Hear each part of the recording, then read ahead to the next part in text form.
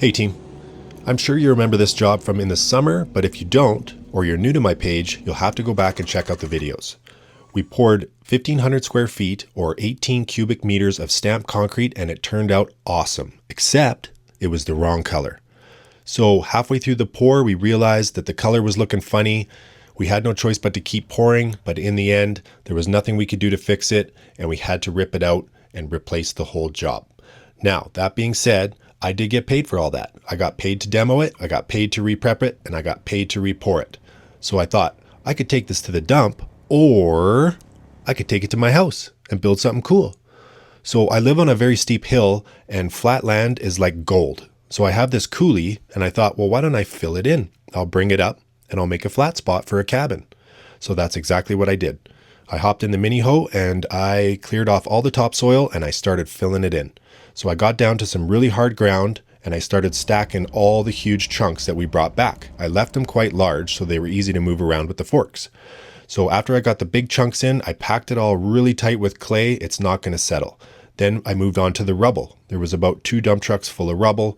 And then I had 2 dump trucks full of clay from another job that I put on top and packed it in super tight. So here we are back at the job and we're re-prepping it and we're re-pouring it.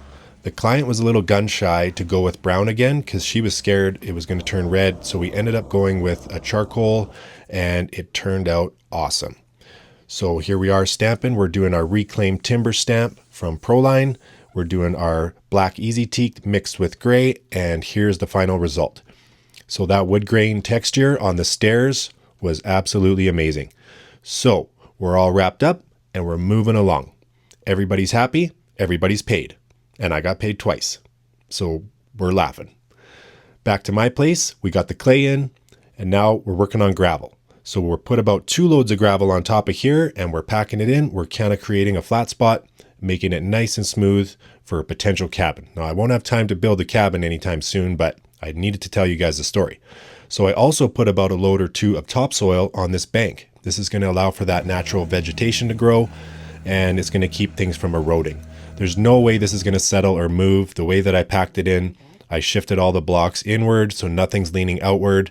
And there's an aerial view of what my new pad looks like. We built it up over 15 feet and recreated some good square footage to build on for the future. Super stoked on how this turned out. We did some grass seed and it's actually fully back to the natural vegetation that you can see here.